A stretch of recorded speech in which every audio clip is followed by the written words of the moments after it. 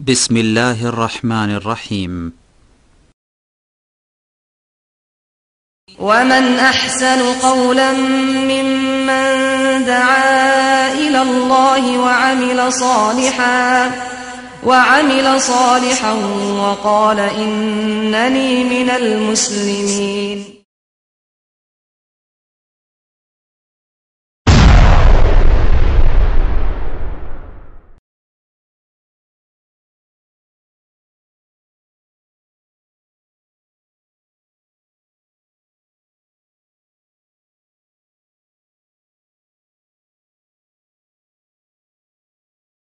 السلام عليكم ورحمة الله وبركاته.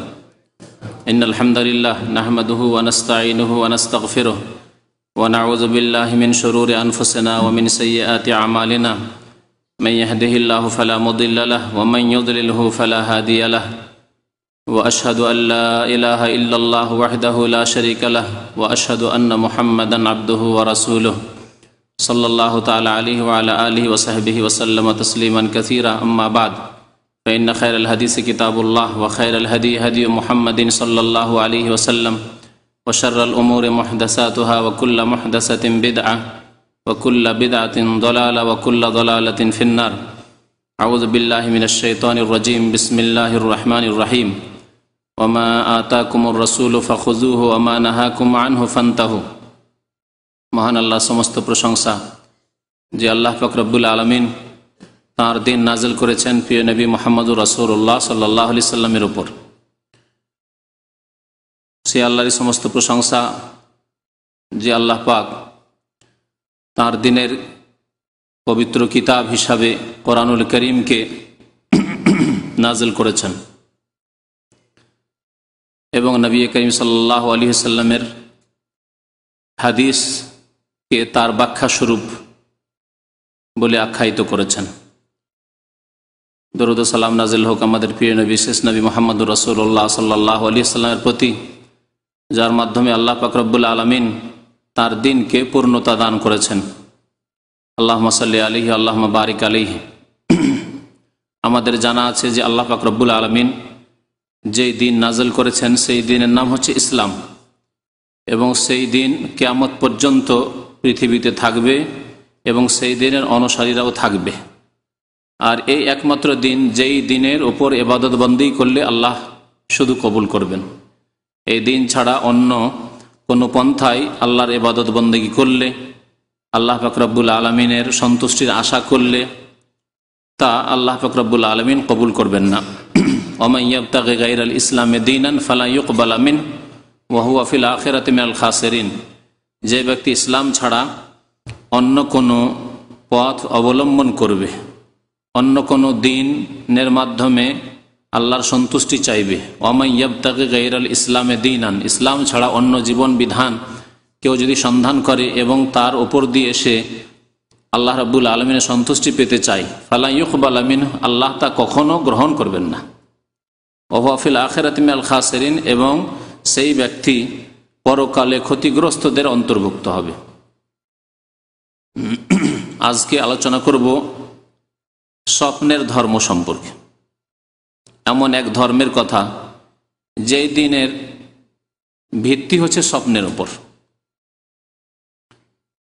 এ সম্পর্কে জানার আগে আমাদের জেনে রাখতে হবে যে ইসলামের উৎস, দ্বীনে ইসলামের বিধিবিধান, আকিদাই হোক আর আহকাম হোক, মাসলা মাসাইল হোক আর বিশ্বাসের বিষয়গুলি হোক, সমস্ত বিষয়ের উৎস হচ্ছে, প্রথম উৎস হচ্ছে কোরআন কারীম, যে সম্পর্কে কারো দ্বিমত নেই। কোরআনুল কারীম হচ্ছে প্রথম উৎস। অধিকাংশ আলেমদের নিকটে, সারা পৃথিবীর সমস্ত মাযহাবের আইম্মায়ে কেরামদের নিকটে, ওলামাদের নিকটে চারটি হচ্ছে উৎস। এই ক্ষেত্রে হানাফিদের কোনো দ্বিমত নেই, শাফি, মালিকি, হাম্বলীদের কোনো দ্বিমত নেই। চারটি উৎসের কথা মনে রাখবেন, মানে এই চারটি উৎস থেকেই শরীয়ত নিতে হবে, আর পঞ্চম কোনো উৎস শরীয়তের নেই। প্রথম উৎস হচ্ছে কোরআনুল করিম, কিতাবুল্লাহ, আল্লাহর কিতাব। মানে দিন নেবেন, ইসলাম নেবেন, ইসলামের আকিদা, ইমান, বিশ্বাসী হোক, আর আহকাম মাসলা মাসাইলি হোক, শরীয়তের বিধিবিধান হোক, তা নিতে হবে প্রথম কোরআনুল করিম থেকে। দ্বিতীয় উৎস হচ্ছে সুন্নতে রাসূলুল্লাহ, মানে আল্লাহ রসুল সাল্লাল্লাহু আলাইহি সাল্লামের হাদিস, সুন্নত। নবী করিম সাল্লাল্লাহু আলাইহি সাল্লাম যা করেছেন, যা করতে বলেছেন এবং যার স্বীকৃতি দান করেছেন, হয়তো সাহাবারা তাঁর সামনে করেছেন, তিনি করেননি, কিন্তু তিনি অনুমোদন দিয়েছেন, নিষেধ করেননি, বাধা দেননি, তার মানে তার পক্ষ থেকে তার স্বীকৃতি দেওয়া হয়েছে, করতে পারো। বিভিন্ন ক্ষেত্রে এরকম ঘটেছে। যেমন নবী করিম সাল্লাল্লাহু আলাইহি সাল্লাম দাব্বের গোশত খাননি। দাব গুই সাপ নয়, কিন্তু তারই মতোই কাছাকাছি। মরুভূমির দেশে হয়, এই আরব দেশে পাওয়া দাব, বুঝেন তো না? বুঝেন না? এই দেশে খুব খাওয়া হয়। আর আমার দেশে এক শ্রেণীর জাহেল মূর্খর আবার গুই সাপকে দাব মনে করে গুই সাপ খায়। গুই সাপ নয়, মরুভূমির দেশে, ভারতের রাজস্থান যেখানে মরুভূমি আছে সেখানে হয়, অন্য কোনো এলাকায় হয় না। আর সৌদি আরবে হয়, যেহেতু এখানে মরুভূমি আছে। তো দাব নবী করিম সাল্লাল্লাহু আলাইহি সাল্লাম নিজে খাননি, বরং তার রুচি হয়নি, একথাও তিনি বলেছেন যে আমার রুচি হচ্ছে না। তবে নবী করিম সাল্লাল্লাহু আলাইহি সাল্লামের সাহাবারা তার সামনে তার দস্তরখানে বসে খেয়েছেন, নিষেধ করেননি এবং তিনি খাননি। তাহলে তাকে কি বলবেন? জায়েজ না জায়েজ নয়? জায়েজ, হালাল। তো এ হচ্ছে তৃতীয় প্রকারের সুন্নত, অর্থাৎ অনুমোদন বা স্বীকৃতি। নবী সাল্লাল্লাহু আলাইহি ওয়াসাল্লাম অনুমোদন দিয়েছেন, তোমরা খেতে পারো, জায়েজ রয়েছে। বিশেষ কারণে তার মাতৃভূমিতে মক্কায় হতো না, তাই ছোটকাল থেকে কোনো কিছু খাওয়ার অভ্যাস না থাকলে বড় হয়ে খেতে একটু অরুচি হয়। আমরা নিজের ক্ষেত্রে বুঝি এগুলি জিনিস, যে অনেক কিছু আছে ছোট থেকে খাইনি, বড় হয়ে খেতে আর ভালো লাগে না, আর কি খাবো, খাই না, কিন্তু তাকে হালাল মনে করি যদি হালাল থাকে তাহলে। তো শরীয়তের দ্বিতীয় উৎস হচ্ছে সুন্নতে রাসূলুল্লাহ, আল্লাহ রসুল সাল্লাল্লাহু আলাইহি ওয়াসাল্লামের সুন্নত মানে হাদিস। তৃতীয় ক্ষেত্র হচ্ছে ইজমায়ে উম্মত, ফিকহের মাসলা বলছি, উসুলে ফিকহের কায়দা বলছি, এবং উসুলে ফিকহ সবাই এগুলি কথা মেনেছে, হানাফি, শাফি, মালিকি, হাম্বলি সবাই মেনেছে। ইজমা, উম্মতের ইজমা। উম্মতের ইজমা মানে সারা উম্মতের গণ্যমান্য উলামায়ে কেরামদের, গণ্যমান্য উলামায়ে কেরামদের, বিশিষ্ট উলামায়ে কেরামদের ঐক্যমত। ইজমা মানে ঐক্যমত। উম্মত মানে জনসাধারণ, গণতান্ত্রিক পদ্ধতিতে জনসাধারণের ভোটাভুটি নয়, কারণ জনসাধারণ ইসলাম সম্পর্কে জানেই বা কি, বা সাধারণ সামান্য কিছু এলম রাখে, মাদ্রাসা পড়েছে, তারা জানেই বা কতটুকু যে তাদের মতামত নিতে হবে, তাদের মতামতের কোনো মূল্যায়ন রয়েছে শরীয়তে? কোনো মূল্য নেই। এমন উলামায়ে কেরামদের মতের মূল্য রয়েছে শরীয়তে, যাদের এইরকম পাণ্ডিত্য যোগ্যতা আছে যে যারা কোরআন এবং সুন্নাতকে, হাদিসকে নেড়ে ঘেটে ইজতিহাদ করে তার একটা সিদ্ধান্তে পৌঁছিতে পারেন যে এই মাসলায় এইরকম জবাব হওয়া উচিত বা উত্তর হওয়া উচিত, বা এই সমস্যার এই সমাধান হওয়া উচিত। তারাই গণ্যমান্য উলামায়ে কেরাম, তাদের ঐক্যমত। তার ইসলামে গণতন্ত্র নেই যে জাহেল মূর্খ জ্ঞানী সবাই সমান, এই কথা নেই। শিক্ষিত অশিক্ষিত সবাই সমান, ইসলামে নেই। উম্মতের উলামায়ে কেরাম, যোগ্য উলামায়ে কেরামদের ইজমা, ঐক্যমত হচ্ছে তৃতীয় উৎস।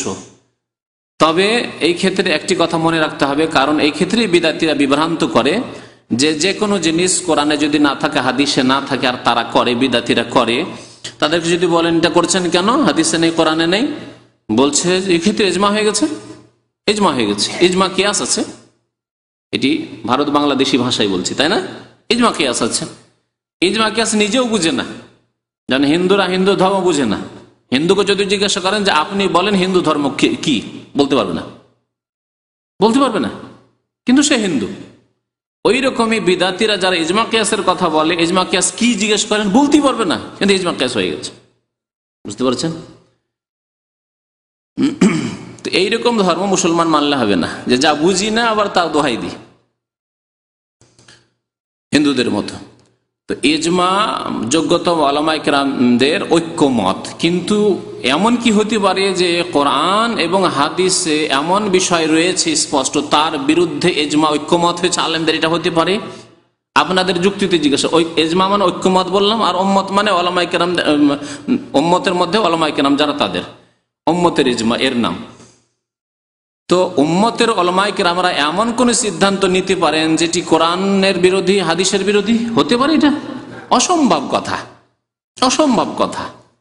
তাহলে এইরকম এজমার কেউ যদি দাবি করে তার মিথ্যুক, এবং এইরকম এজমা ঐক্যমত কোনোদিন হয়নি আর হতেও পারে না, যে কোরআনেও নেই হাদিসও নেই আর নতুন করে কিছু গড়িয়ে দিয়ে বললো যে আমাদের এজমা হয়ে গেছে, সারা পৃথিবীর ওলামারা একমত হয়ে গেছে। এরকম বাস্তবেও হয়নি, আর এটি অসম্ভব, যুক্তিতে অসম্ভব, ঠিক না?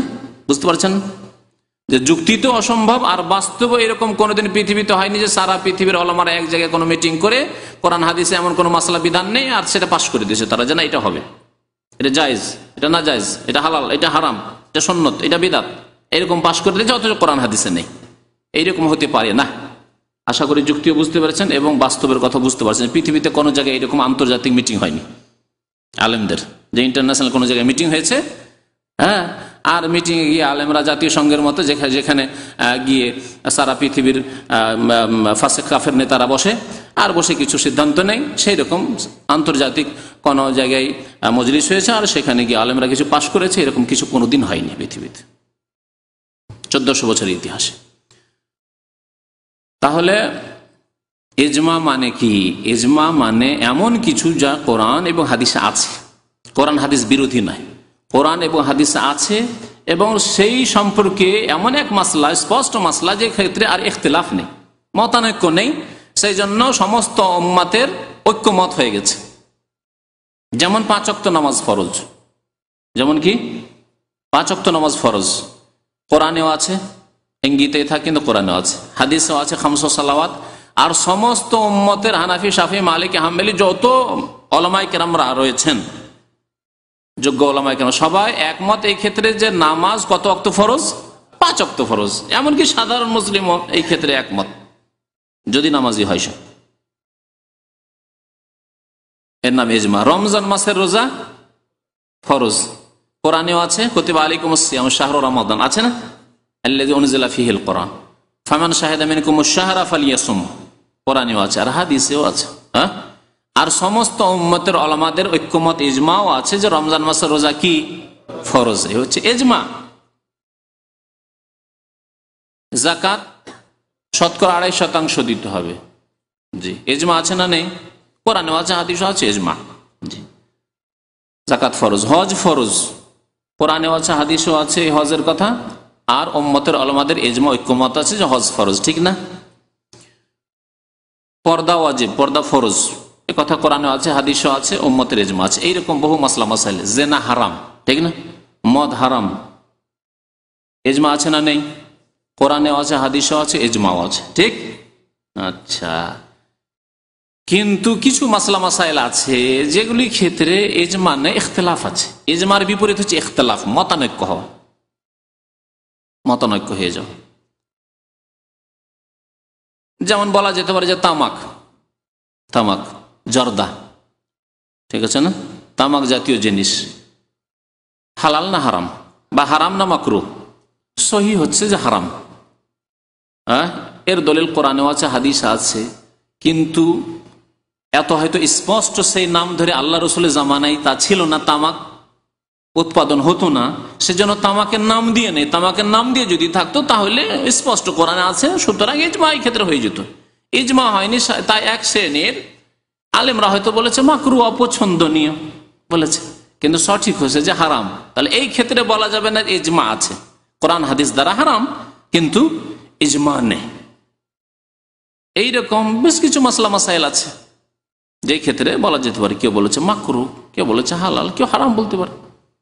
নামাজের মাসলাই বলি, নামাজের মাসলা, নামাজ 5 ওয়াক্ত কি ফরজ, কিন্তু নামাজে রাফায়দান করা, ঠিক আছে, নামাজে আমিন বলা, হাদিসে আছে না নেই? জোরে আমিন বলা আছে হাদিসে, কিন্তু এই ক্ষেত্রে ইজমা আছে কি?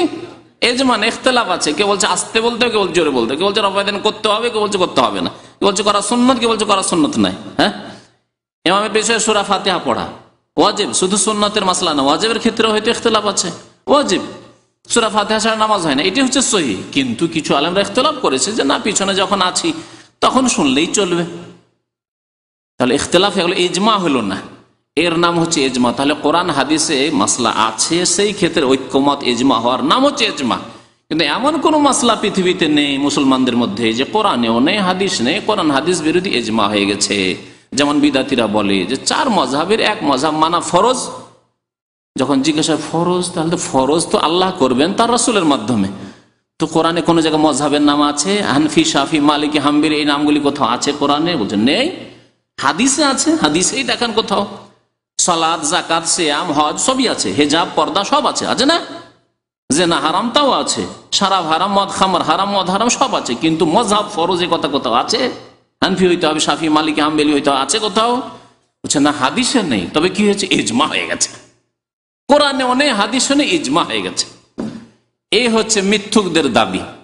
যদি ইজমা হয়ে থাকে কোরআন এবং হাদিসের নেই এমন কথা, তার মানে কোরআন হাদিসের বিরুদ্ধে ইজমা হয়েছে। কোরআন হাদিসে কি আছে? কোরআন হাদিস আছে আল্লাহর আনুগত্য করো, রাসূলের আনুগত্য করো। আর কোন একজন বড়র আনুগত্য নাই, বড়দের আনুগত্য করো আল্লাহ বলেছেন। মজার কথা শুনেন, ওই আয়াত পড়ে উলিল আমরে মিনকুম পড়ে বিদাতপন্থী হানাফিরা কি বলে যে আল্লাহ বলেছেন উলিল আমরে মিনকুম, এখান থেকে মাযহাব প্রমাণিত হয়। কথা বুঝতে পেরেছেন? তাদেরকে বলি আল্লাহ বলেছেন বহু বচন, তোমাদের বড়দের আনুগত্য করা। বড়দের মধ্যে বাবা মা আছে, দাদা দাদি আছে, নানা নানি আছে, আলেমরা আছেন। তারপরে একজন না, হাজার হাজার আলেম হইতে পারেন, হাজার হাজার বড় মানুষ হইতে পারেন। আপনার কফিল আছেন, আপনার ম্যানেজার আছেন, আপনার সুপারভাইজার আছেন, ফোরম্যান আছেন, সবাই উলিল আমর। আপনার রাষ্ট্রের রাষ্ট্রপতি আছেন, প্রধানমন্ত্রী আছেন, আপনার বাদশাহ আছেন, এই দেশে আছেন, এখানকার বাদশাহ আছেন, উলিল আমর, সবাই উলিল আমর। যেমন আপনার বাবার আদেশ মানতে হবে, মায়ের আদেশ মানতে হবে, তেমন রাষ্ট্রীয় নেতার আদেশ মানতে হবে, যতক্ষণ জায়েজ কথা বলবে, না জায়েজ হারাম কথা না বলেছে। তাহলে সবাই উলিল আমরের মধ্যে। আলেমদের কথা, যে কোনো আলেমের কথা মানতে হবে যদি আল্লাহ এবং রসুলের কথা বলে, যে কোনো আলেমের কথা, একজন নয়। তাহলে উলিল আমর দিয়ে শুধু আবু হানিফাই কেমন করে প্রমাণ হইল, বা শাফিঈ কেমন করে প্রমাণ হইল, বা মালিক আর ইমাম আহমদ বিন হাম্বলি কেমন করে প্রমাণ, তা তো হইল না। একজন বা 4 জন তো হলো না। আর 4 জন বলছে 4 জনের একজনকে নিতে হবে, 4 জনও একসাথে নেওয়া যাবে না। কথা বুঝতে পারছেন? 4 জন দেখুন ছুটে গেছে, 4 জন একসাথে 4 জনকে মানা যাবে না, বলছে একটা মানতে হবে। এসবগুলি সব ভিত্তিহীন কথাবার্তা যা মযহাবপন্থী বিদাতিরা বলে থাকে যে তোমাকে মুসলমান হওয়ার সাথে সাথে আরেকটা লেভেল লাগাইতে হবে, হয় হানফি লেভেল লাগাও, আর না হয় শাফি লেভেল লাগাও, না হয় মালিকি লেভেল লাগাও, না হয় হাম্বলি লেভেল লাগাও। আবার তারপরে যারা পীরপন্থী সুফিবাদে বিশ্বাসী তারা বলে তার সাথে আরেকটা লেভেল লাগাইতে হবে, তরিকতের লেভেল লাগাইতে হবে। আপনি চর্মনাই, না শস্যিনা, না আপনি ফুলতলি, না আপনি ফুরফুরা, না আটরসি, না ভান্ডারি, না আপনি কাদেরি, না চিস্তি, না মুজাদ্দিদি, না নকশবন্দি, না আর কিছু, এই কোন একটা লাগাইতে হবে। এগুলো বিদাতদের কথা। যদি জিজ্ঞাসা করেন কোথায়, বলছি এগুলো যুগ যুগ ধরে ইজমা হয়ে গেছে আলেমদের যে কোন একটা লাগাইতে হবে। এরা হচ্ছে মিথ্যুক দিনের নামে। আল্লাহ বলছেন ওর চাইতে বড় জালেম কেউ নেই মিম্মান কাযাবা আলাল্লাহ, যে ব্যক্তি আল্লাহর সম্পর্কে, আল্লাহর দিন সম্পর্কে মিথ্যা কথা বলেছে, যেগুলি কোরআনেও নেই, হাদিসও নেই, আর ইজমা হওয়ার দাবি যারা মিথ্যা দাবি করেছে, এদের চাইতে বড় জালেম আমান আজলাম মিম্মান কাযাবা আলাল্লাহ, মিম্মান ইফতারা আলাল্লাহি কাযিবান, আল্লাহ সম্পর্কে মিথ্যা তারা গড়ে নিয়েছে আল্লাহর দিন সম্পর্কে, তাদের চাইতে বড় জালেম নেই। তো কথা হচ্ছে যে ইজমা সম্পর্কে এই বলতে গিয়ে তো একটু লম্বা করে দিলাম। আর একটি জিনিস হচ্ছে কিয়াস। কিয়াস মানে এই নয়, কিয়াস মানে সাধারণ ভাষা বুঝে যুক্তি। কিয়াস মানে এইরকম যুক্তি নয় যে কোরআনেও নেই, হাদিসেও নেই, আর আপনি যুক্তি পেশ করেন, না এটা যুক্তিযুক্ত, এটা যুক্তিসঙ্গত, সেজন্য এটা মানবো, এটার নাম শরীয়ত না, এইরকম নাম নয় কিয়াসের। কিয়াস হচ্ছে যে কোরআন এবং হাদিসে একটা স্পষ্ট মাসলা আছে, সেই মাসলার উত্তর বা সমাধান কোরআন হাদিসে আছে। আর একটা জিনিস আছে যেটার স্পষ্ট উত্তর পাওয়া যায়, নতুন একটা কিছু সমস্যা এসছে, সেই সমস্যার সমাধান কোরআন হাদিসে নেই, কিন্তু যেই নতুন সমস্যা দেখা গেছে সেই সমস্যার ওই পুরাতন সমস্যা, যেই সমস্যার সমাধান কোরআন স্পষ্ট বা হাদিসে স্পষ্ট আছে, তার সাথে সাদৃশ্যতা আছে, একই রকমের। সুতরাং ওই হুকুমটি, যেই হুকুমটি কোরআন হাদিস স্পষ্ট, সেই হুকুমটি, সেই বিধানটি ফিট করে দেওয়া কার ওপর? নতুন সমস্যার ওপর, এবং ওই সমাধান দেওয়া, এর নাম হচ্ছে কিয়াস।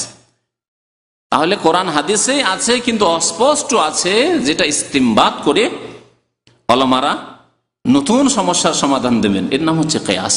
কিয়াস মানে এই নয় যে শুধু যুক্তি পেশ করে দিলেন ইবলিসের মতো। এই জন্য কোন এক আলেমের উক্তি রয়েছে আউয়ালু মান কাসা ইবলিস, ইসলাম বিরোধী, কোরআন হাদিস বিরোধী কিয়াস, দিন বিরোধী, শরীয়ত বিরোধী কিয়াস প্রথম ইবলিস শয়তান করেছে। ইবলিস শয়তান কি যুক্তি পেশ করেছিল? যে আমি আদমকে সেজদা কি করে করতে পারি, আমার কাছে যুক্তি আছে, সেজদা না করার যুক্তি আছে। কি? যে আনা খায়রুম মিনহু, আমি তার চাইতে উত্তম। কেন উত্তম? বলছে খালাকতানি মিন নারিন ওয়া খালাকতাহু মিন তিন, আমাকে আগুন দিয়ে আল্লাহ সৃষ্টি করেছো তুমি, আর আদমকে সৃষ্টি করেছো মাটি দিয়ে, আর মাটির চাইতে আগুন বেশি শক্তিশালী, বেশি শ্রেষ্ঠ। সুতরাং আমি, তাহলে বোঝা গেল যে আমি যখন আগুন দিয়ে সৃষ্টি হয়েছি, তাহলে আগুন যখন শ্রেষ্ঠ মাটির চাইতে, তাহলে এরপর কি রেজাল্ট, কি ফলাফল? যে আমি তাহলে আদম চাইতে শ্রেষ্ঠ। সুতরাং শ্রেষ্ঠ কি করে ওই ব্যক্তিকে সেজদা করতে পারে যে শ্রেষ্ঠ নয়, যে তার চাইতে নিম্নমানের, নিম্ন স্তরের। আউয়ালু মান কাসা ইবলিস। তো এইরকম কিয়াস যদি কেউ করে, যে কোরআন হাদিস বিরোধী কিয়াস, যেমন বহু মাসলা মাসাইলে ফিকহের কিতাবগুলিতে রয়েছে মযহাবপন্থীদের, সেগুলি হচ্ছে শয়তানি কিয়াস, ইবলিস কিয়াস। এই জন্য মযহাবের সমস্ত কথা মেনে নেওয়া গুমরাহি, কারণ সেগুলি হচ্ছে মানুষের মত।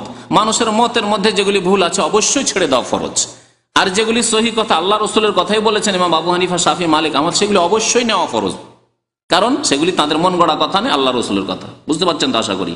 তাহলে তাদের কথা, আইম্মায়ে কেরামদের কথা, মযহাবের কথা, যেগুলি আল্লাহ এবং রসুলের কথার অনুকূলে, সেগুলি অবশ্যই নেওয়া জরুরি। আর যেগুলি কোরআন হাদিস বিরোধী, তাদের কিতাবাদিতে রয়েছে, তাদের কিতাব, তাদের নামে যে সব কিতাব লেখা হয়েছে, তাদের মযহাবের নামে যেসব কিতাবাদি লেখা হয়েছে, অনেকের কিতাবই নেই, আবু হানিফা রাহমাতুল্লাহ যেমন নিজের লেখা কিতাবই নেই, কিন্তু তার নামে বহু কথাই লেখা হয়েছে। কোনটা যে তিনি বলেছেন আর কোনগুলি বা তিনি বলেননি বা স্বীকৃতি তিনি আল্লাহ পাকই ভালো জানেন, কিন্তু তার নামে, তার মযহাবের নামে চালিয়ে দেওয়া হয়েছে। তাহলে সেগুলি ছেড়ে দিতে হবে, ছেড়ে দেওয়া ফরজ, যেগুলি শরীয়ত সম্মত নয়, কোরআন এবং হাদিস সম্মত নয়। চারটি বিষয় বললাম, কোরআন কারীম আর হাদিস, ইজমা আর কিয়াস, এই চারটি হচ্ছে শরীয়তের উৎস, এটুকু জেনে নেন। এরপরে পঞ্চম কোনো উৎস নেই, উম্মতের উলামায়ে কেরামরা বলেননি। আর পঞ্চম উৎস বলেননি যে স্বপ্ন উৎস। কেউ যদি স্বপ্ন দেখে তার উপর আমল করলে সে নাজাত পাবে, দুনিয়ায় সুখী হবে, আখিরাতে সুখী হবে, আল্লাহ সন্তুষ্টি হাসিল করবে, এইরকম কথা আলেমরা কেউ বলেননি। কারণ মানুষের স্বপ্ন আল্লাহর পক্ষ থেকে হইতে পারে, আর শয়তানের পক্ষ থেকে হতে পারে। আবার দিনে যেসব কথাবার্তা চিন্তা করে সেসব কথাই রাত্রে দেখতে পারে। তিন রকম স্বপ্ন দেখে থাকে। স্বপ্নের বিষয়ে বেশি বিস্তারিত আলোচনা করা যাবে না, তবে এতটুকু জেনে রাখা ভালো যে অনেক সময় আল্লাহর পক্ষ থেকে স্বপ্ন হয়, নিজে দেখে অথবা আপনার জন্য অন্য কেউ দেখে। আর অনেক সময় শয়তান আপনাকে পেরেশান করার জন্য, আপনার বাবা মারা গেছে, আপনার মা মরে গেছে, আপনি নিজেই মরে গেছেন, বুঝতে পারছেন, তারপরে আপনাকে সাপে কামড় দিতে আসছে, দংশন করতে আসছে, এসব দেখে ঘাবড়িয়ে যায় অনেকে, আর ঘাবড়িয়ে গিয়ে পেরেশান হয়ে যায়, সারা দিন রাত পেরেশান থাকে, হয় না এরকম? তো শয়তানের পক্ষ থেকে অনেক সময় মুমিন বান্দায় কষ্ট দেওয়ার জন্য এরকম স্বপ্ন দেখে থাকে। আবার স্বপ্ন খেয়ালি পোলাও হয়।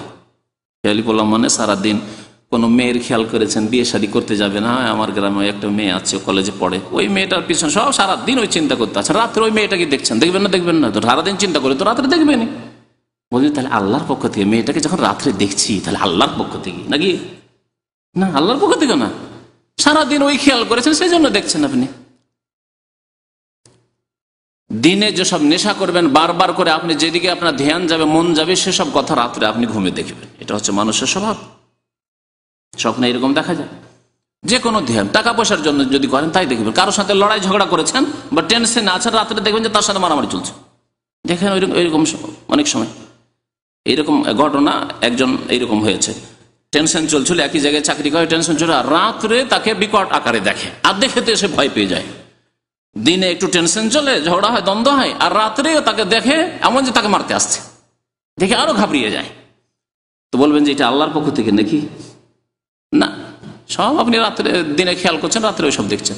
তো তিন রকম স্বপ্ন, তাহলে বোঝা গেল যে কোনটা স্বপ্ন আল্লাহর পক্ষ থেকে, কোনটা শয়তানের বলা যাবে না। সেই জন্য স্বপ্নের ওপর নির্ভর করা যাবে না, আপনার দৈনন্দিন ক্ষেত্রেও নির্ভর করা যাবে না, আর শরীয়তের ক্ষেত্রে তো যাবেই না।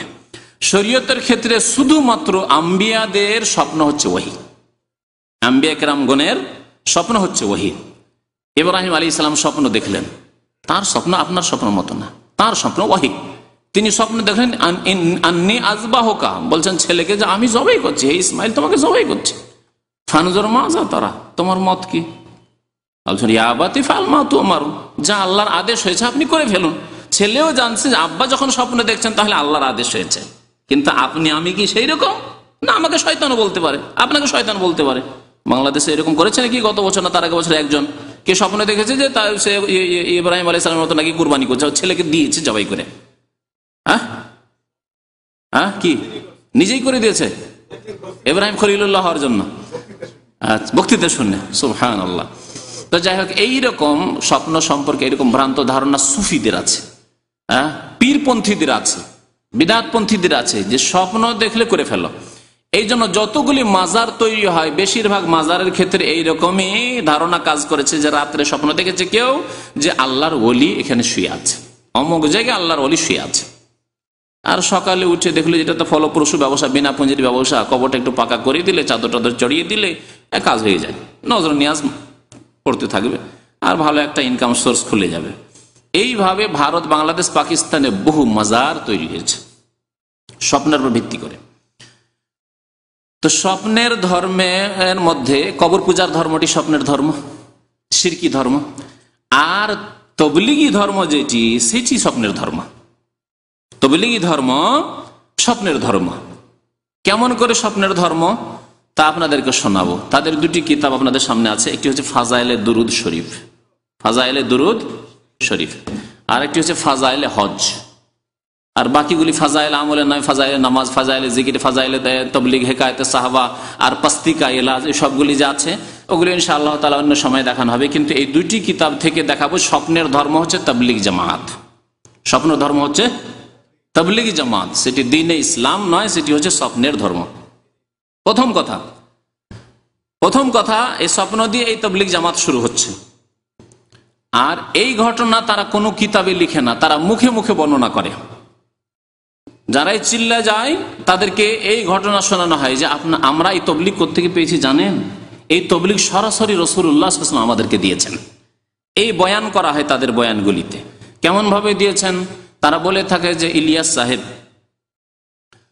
মদিনা মুনাওয়ারায় ছিলেন, মসজিদে নববীতে জাগ্রত অবস্থায়। আবার কেউ কেউ বয়ান করে জাগ্রত অবস্থায়, আর কেউ বলে যে তিনি নিদ্রার অবস্থায় ছিলেন। স্বপ্ন যোগে পেয়েছেন, আর কেউ বলে জাগ্রত অবস্থায়। কারণ এই সুফিদের নিকটে, বিদআতপন্থীদের নিকটে নবী নাকি শুধু নিদ্রায় নয়, স্বপ্নে নয়, জাগ্রত অবস্থায় এসে তাদের সাথে কথাবার্তা বলেন। এইরকম ধারণাও তাদের আছে। এই জন্য তাদের দুইটি বর্ণনা আছে। কেউ বলে জাগ্রত অবস্থায় আল্লাহ নবী এসে সাক্ষাৎ করেন, আল্লাহ নবীর সাথে মোলাকাত হয়ে যায়। আর কেউ কেউ বলে যে স্বপ্ন যোগে নবী সাল্লাল্লাহু আলাইহি সাল্লামকে দেখেন ইলিয়াস সাহেব। নবী সাল্লাল্লাহু আলাইহি সাল্লাম উঠে চলে এসেছেন ইলিয়াস সাহেবের কাছে মসজিদে নববীতে। এসে বলছেন, ইলিয়াস তুমি এখানে কেন ঘুমাও?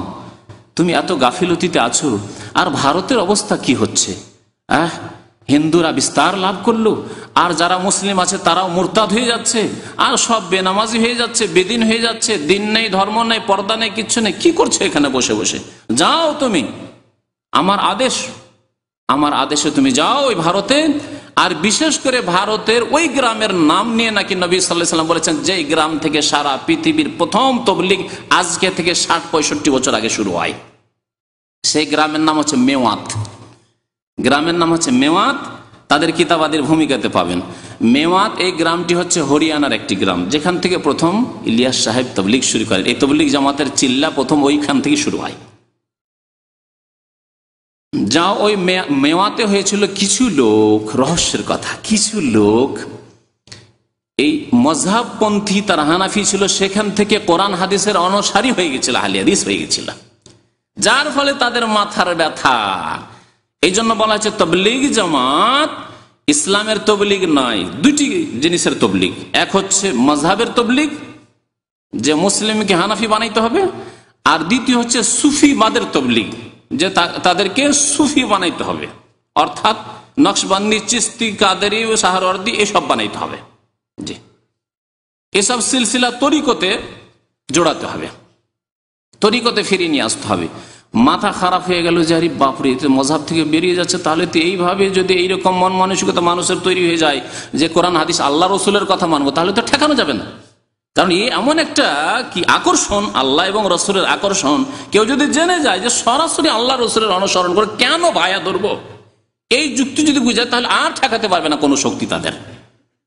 তখন এই স্বপ্নের মিথ্যা কথা তারা রচনা করে চলে গেল ভারতে। মেওয়াত থেকে তারা তবলিগের সিলসিলা শুরু করলো, আর সারা পৃথিবীতে এই তবলিগ ছড়িয়ে পড়লো। কারণ তবলিগি কোর্স খুব শর্ট কোর্স, সারা জীবন ধরে হারাম খান, সুদ খান, ঘুষ খান, আর জুলম অত্যাচার করেন। সব করার পরে শেষ জীবনে বুড়ো হওয়ার পরে যদি দু চারটা চিল্লা চলে যান তো কদমে কদমে কোটি কোটি নেকি, আর যার ফলে খুব শর্ট পথে জান্নাত। বুঝতে পেরেছেন? এই বয়ান যেহেতু শোনানো হয়, সুতরাং যাবে না কেন? বড় বড় অফিসাররা, বড় বড় সুদখোররা, বড় বড় যারা হারাম টারাম খেয়েছে, তারা তাড়াতাড়ি করে গিয়ে জড়িয়ে পড়ে সেই মজহাবে, সেই ধর্মে।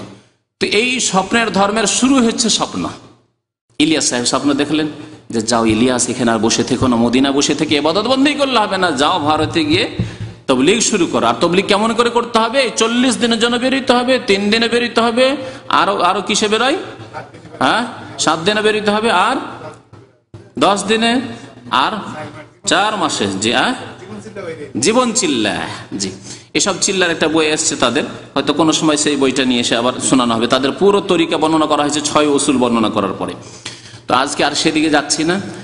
এই তবলিগি চিল্লার শিক্ষা তাহলে তারা হাসিল করলো কোন ধর্ম থেকে? ইসলামের যে 4টি উৎস, সেখান থেকে নয়, কোরআন থেকেও নয়, হাদিস থেকেও নয়, ইজমা থেকেও নয়, আর কিয়াস থেকেও নয়। কোত্থেকে? স্বপ্ন থেকে। বুঝতে পারলেন? জি। এখন আসেন দ্বিতীয় স্বপ্ন শোনায় আপনাদেরকে। দ্বিতীয় স্বপ্ন শোনায় আপনাদেরকে ফাজাইল দুরূদ থেকে।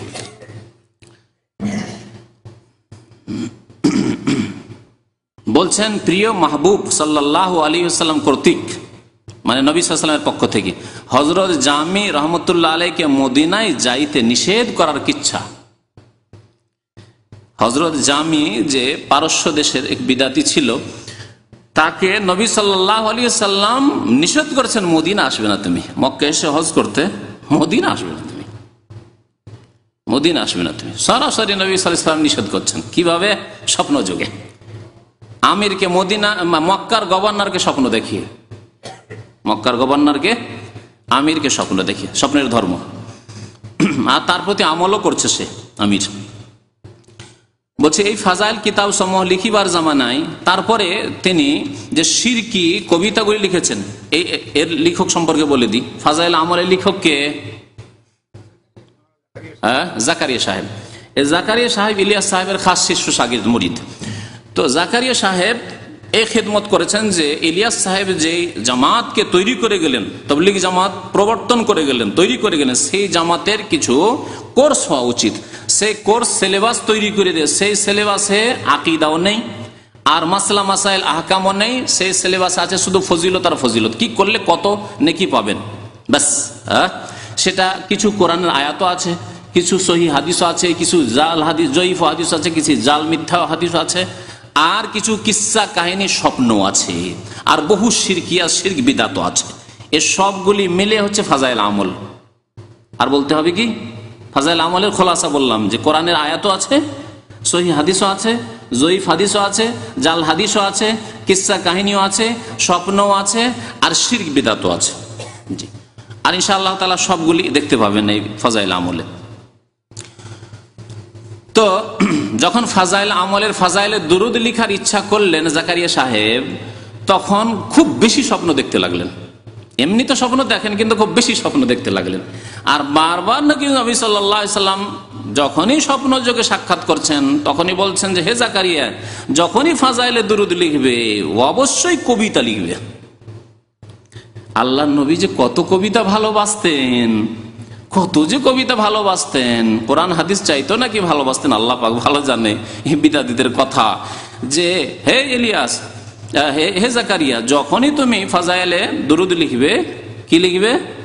অবশ্যই কবিতা লিখবে। অথচ কবিতা সম্পর্কে আর কবিদের সম্পর্কে আল্লাহ পাক কি বলেছেন শুনবেন? একটু শোনাই দিই।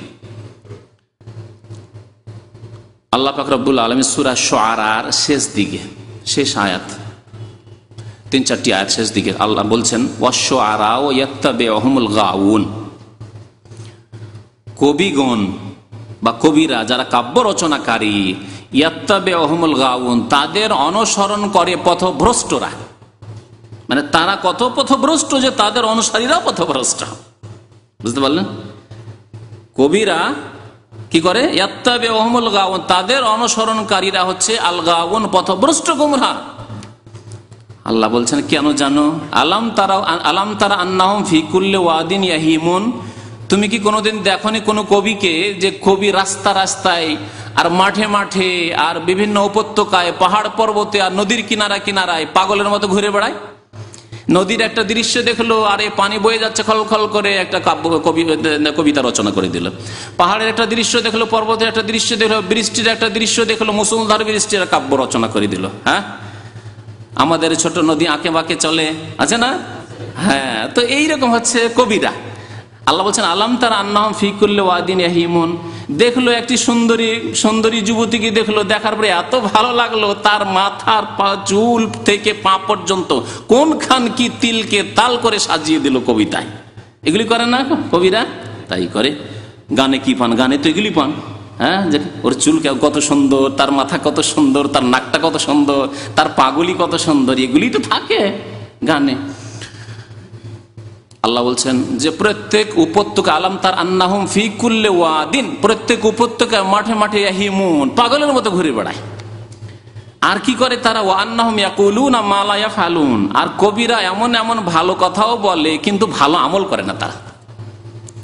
তারা কথা বলে একরকম আর করে আর একরকম, হয় লম্পট তারা, কিন্তু অনেক সময় ভালো ভালো কথাও বলে। ওয়া আন্নাহুম ইয়াকুলুনা মা লা ইয়াফআলুন ইল্লাল্লাযীনা আমানু, আল্লাহ বলছে তবে অল্প কিছু লোক আছে যারা ঈমানদার, এরকম শিরকওয়ালা নাই, এরকম শিরকওয়ালা নাই, ঈমানদার। সাহাবায়ে কেরামদের মধ্যে দুই একজন সাহাবী হাসান বিন সাবিত ছিলেন, যেমন রাদিয়াল্লাহু তাআলা আনহু। কবিতার দ্বারা ইসলামের জিহাদ করতেন তিনি, কাফেরদের উপর আঘাত করতেন। নবী করিম সাল্লাল্লাহু আলাইহি ওয়াসাল্লাম বললেন, হাসান বিন সাবিত, এই কাফেররা আমার কুৎসা গায়, আমার পরিবারের কুৎসা গায়, মুসলিম নারীদের কুৎসা গায়, তুমি এদের জবাব দাও। জি, জবাব দিতেন ইসলামের পক্ষ থেকে। ইল্লাল্লাযীনা আমানু ওয়া আমিলুস সালিহাত, এবং তারা সৎকর্মশীল, বেনামাজি কবি নয়, মুশরিক, কবর পূজারী, মাজারপন্থী, পীরপন্থী কবি নয়। ওয়া আমিলুস সালিহাত ওয়া যাকারুল্লাহ কাসীরা, আল্লাহকে বেশি বেশি স্মরণ করে, রাসূলকে স্মরণ করে না, শিরক করে না। আর এখানে আছে রাসূল তারাহাম ইয়া নবী আল্লাহ তারাহাম জামাহজুরি বারাউন, হে আল্লাহর নবী আপনি মেহেরবানি পূর্বক একটু দয়া ও রহমের দৃষ্টি নিক্ষেপ করুন। কার কাছে চাইছে রহমত? রাসূলের কাছে। তাহলে এরা হলো ইল্লাল্লাযীনা আমানু না আশরাকু, ওয়া আমিলুস সালিহাত না সাইয়্যাত, ওয়া যাকারুল্লাহ, আল্লাহর জিকির করলো না যাকারুন নবী। দেখলেন, আল্লাহ বলছেন ওই রকম কবিদের কথা যারা ইসলামিক কবি, মুসলিম কবি, যারা ইসলামের খেদমত করেছে, জিহাদ করেছে, যাকারুল্লাহ কাসীরা, আল্লাহকে খুব বেশি বেশি স্মরণ করেছে। ওয়ান্তাসারু মিন বাদি মা যুলিমু, তাদের উপরে জুলম অত্যাচার হওয়ার পরে তারা প্রতিশোধ নিয়েছে ইসলামের কাব্য রচনা করে, তারা কবিতার দ্বারা তারা প্রতিশোধ নিয়েছে কাফেরদের কাছ থেকে। জি, তো দেখেন স্বপ্নের ধর্মের কথা, দেখেন কি স্বপ্ন দেখছেন জাকারিয়া সাহেব। বলছেন যে এই ফাজাইলের কিতাব সমূহ লিখিবার জামানায় এই অধম স্বয়ং অথবা কোনো সময় অন্য বন্ধুদের কিছু কিছু স্বপ্ন, একবার স্বপ্ন না, নিজেও এবং অন্যান্য বন্ধু বান্ধবরা স্বপ্ন দেখছেন, এবং সুসংবাদ হাসিল হইয়াছে। সুসংবাদ হাসিল হয়েছে মানে স্বপ্নের মাধ্যমে সুসংবাদ হাসিল হয়েছে। কেমন করে জানলেন যে সুসংবাদ? কারণ স্বপ্ন তিন প্রকার হতে পারে। আপনি সারাদিন খেয়াল করছেন কি লিখবো, তখন আসে শয়তান, আসছে, আসার পরে বলছে যে কিস্সা লিখো, না ওই লিখো, কাসিদা লিখো, কবিতা লিখো। আর কবিতা কোনটি? ওই জামি সাহেবের সিরকি কবিতা। শয়তান এসে, ইবলিশ শয়তান হয়তো আপনাকে শিরকের দিকে নিয়ে যাচ্ছে। শয়তান এদেরকে নিয়ে খেলা করেছে, ইবলিশ শয়তান তাদেরকে এমন খেলা করেছে যে এত বড় বড় আলেম হওয়া সত্ত্বেও তাদেরকে শিরকে ডুবিয়ে দিয়েছে। বহুদিনের খেদমতের সাথে সাথে তাদেরকে শিরকে ডুবিয়ে দিয়ে একবার জাহান্নামের রাস্তায় নিয়ে চলে গেছে। বড় আফসোসের কথা। তাদের খেদমত অবশ্যই কিছু আছে, কিন্তু শিরক দিয়ে সমস্ত খেদমতকে ধ্বংস করে দিয়েছে ইবলিশ শয়তান। বলছেন যে কিছু স্বপ্ন এবং সুসংবাদ হাসিল হইয়াছে। এই ফাজাইলে দুরুদ বই লিখিবার সময় এক রাতে আমাকে স্বপ্নের মধ্যে আদেশ করা হইল। দেখলেন, স্বপ্নে আদেশ হয় এদের কাছে। কোরআন এবং হাদিসের আদেশ এদের জন্য যথেষ্ট নয়, স্বপ্নে আদেশ হইল যে এই বইয়ের মধ্যে অবশ্যই কাসিদা অর্থাৎ প্রশংসা সম্বলিত কবিতা লিখিও, কিন্তু কোন কাসিদা লিখব তাহা বলা হয় নাই। তবে এই অধমের দেমাগে স্বপ্নের মধ্যে অথবা দুই স্বপ্নের মধ্যভাগে জাগ্রত অবস্থায় এই ধারণা আসিল, নিজে খেয়াল করতে লাগলেন, স্বপ্নে খেয়াল করতে লাগলেন অথবা স্বপ্ন থেকে জেগে দুই স্বপ্নের মাঝখানে, মানে দুইবার স্বপ্ন দেখছে, মধ্যখানে খেয়াল করছে যে হতে পারে সেই কাসিদাই হতে পারে। এই ধারণা আসিল যে ইশারা ওই কাসিদার দিকে যাহা হজরত মাওলানা জামি রহমতুল্লাহ ইউসুফ জলেখা নামক কিতাবের শুরুতে লিখিয়াছেন। এই অধমের বয়স যখন 10-11 বছর, তখন গঙ্গোহ নামক গ্রামে আমার পিতার নিকট ওই কিতাবখানি পড়িয়েছিলাম। তখন আব্বাজান হজরত জামি সম্পর্কে মুখে মুখে আমাকে কিস্সা শুনাইছিলেন। সেই কিস্সার কারণে স্বপ্নের পর আমার খেয়াল তাহার কাসিদার দিকে ঝুঁকিয়া যায়। কিস্সা হইল এই যে, যাই হোক, কিস্সা শোনাইলে আর স্বপ্নের ধর্মের সম্পর্কে আর কিছু স্বপ্ন শোনাবার সময় হয়তো হবে না, সেজন্য লম্বা কিস্সা। তবে এই কিস্সাতে আর একটা স্বপ্ন আছে, সেজন্য একটু শুনিয়ে দেওয়ার দরকার। এক স্বপ্ন তো হইল যে কি লিখিও, কবিতা লিখিও, হয়ে গেল। জাকারিয়া সাহেব স্বপ্ন দেখলেন। দেখেন, আগে বলেছি যে নবীদের স্বপ্ন হচ্ছে ওহি, আর বাকি যতই বড় আলেমে স্বপ্ন দেখুক না কেন, আলেমকে নিয়েও শয়তান খেলা করতে পারে, আলেমকে নিয়েও শয়তান খেলা করতে পারে। মাঝে মাঝে শয়তান মনে হচ্ছে যে চেপে ধরতে আসে, কিন্তু সেই সময় নবী করিম সাল্লাল্লাহু আলাইহি ওয়াসাল্লাম যা বলেছেন বুখারী শরীফ, মুসলিম শরীফের রিওয়ায়াতে রয়েছে যে আর রুয়া মিনাল্লাহ, এক ধরনের স্বপ্ন আল্লাহর পক্ষ থেকে। যদি ভালো স্বপ্ন লাগে আর ভালো হয়, ঠিক আছে, তাহলে তো ভয় লাগে না আপনাকে। ওয়াল হুলমু মিনাশ শায়তান, আর খারাপ স্বপ্ন শয়তানের পক্ষ থেকে হয়।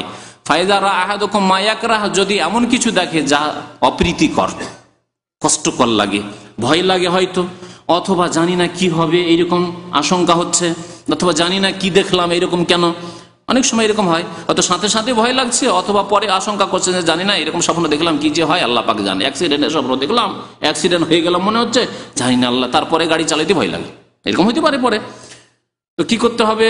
নবী সাল্লাল্লাহু আলাইহি ওয়াসাল্লাম বলছেন যে ওয়ালিয়াতাউযাজ বিল্লাহি মিনাশ শায়তান, শয়তান থেকে আল্লাহর কাছে কি চেয়ে নাও, আশ্রয় চেয়ে নাও, পানাহ চেয়ে নাও, 3 বার করে সালাসান।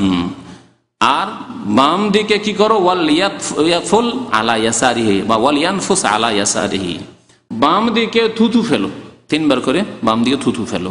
কি বলতে হবে? আউযু বিকালিমাতিল্লাহি তাম্মাতি মিন গাযাবিহি ওয়া ইকাবিহি ওয়া শাররি ইবাদিহি ওয়া মিন হামাযাতিশ শায়তানি আন ইয়াহদুরুন।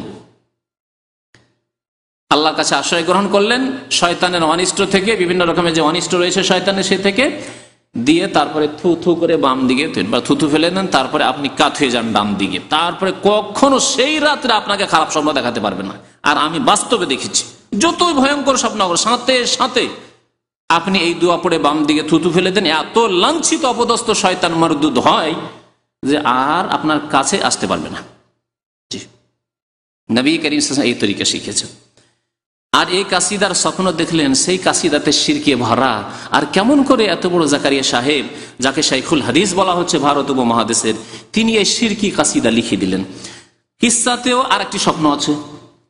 কিসসাতে কি স্বপ্ন আছে? হযরত জামি রহমতুল্লাহ এই কাসিদা লিখার পর একবার হজে রওনা হয়ে গেছে। এই কাসিদা, শিরকি কাসিদা, তারাহাম ইয়া নবী আল্লাহ তারাহাম, আল্লাহ নবী দয়া করুন দয়া করুন, এই কাসিদা নিয়ে তাহার ইচ্ছা ছিল মদিনায় মুনাওয়ারা পৌঁছিয়া হুজুরে পাক সাল্লাল্লাহু আলাইহি ওয়াসাল্লামের দরবারে এই কাসিদা পাঠ করবে, আল্লাহ রাসূলকে শোনাবে যে ইয়া রাসূলুল্লাহ তারাহাম, ইয়া নবী আল্লাহ তারাহাম, নবীর কাছে দরখাস্ত করবে।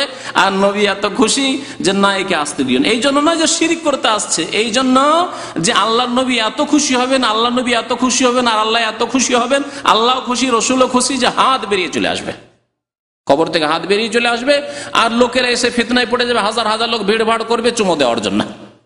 ইচ্ছায় আছে। হজ আদায় করার পর তিনি যখন মদিনা শরীফ জিয়ারতের ইরাদা করিলেন, তখন মক্কা শরীফের আমির হুজুর আকরাম সাল্লাল্লাহু আলাইহি ওয়াসাল্লামের জিয়ারত লাভ করলেন।